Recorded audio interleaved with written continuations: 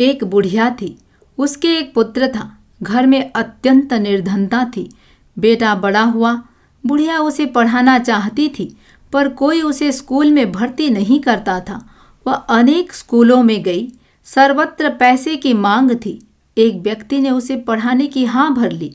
लड़का बुद्धिमान था, थोड़े ही समय में वह काफ़ी पढ़ गया। उसने माँ से कहा, अब मैं व्यापार करूँगा।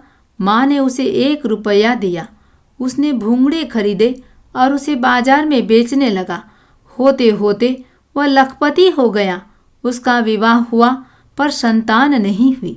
देवी देवता भी मनाए, पर सब व्यर्थ। एक दिन एक योगी आया।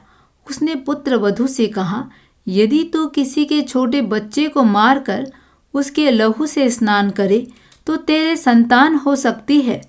पुत्र वधू ने उसे नकारते हुए कहा, मैं अपनी गोद को भरने के लिए दूसरे की गोद सूनी नहीं कर सकती। कुछ वर्षों के बाद मन में पाप जाग गया। पड़ोसी का बच्चा खेलता खेलता उसके घर आया। उसने उसे मारकर स्नान किया। भाग्य योग से वह गर्भवती हुई। उसने कुछ समय बाद देव कुमार तुल्य बच्चे को जन्म दिया। सेठ ने सोचा, अवश्य ही मेरी पत्नी ने पड़ोसी के बच्चे को मारा है। उसने बात गुप्त रखी। धन बढ़ने लगा, बेटे पोते परपोते हो गए। सेठ ने सोचा, ईश्वर के घर में अंधेर है, अन्यथा मेरे घर में यह पाप कैसे फलता।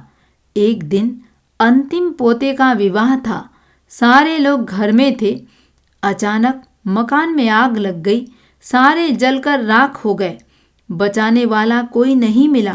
केवल एक सेठ ही बचा।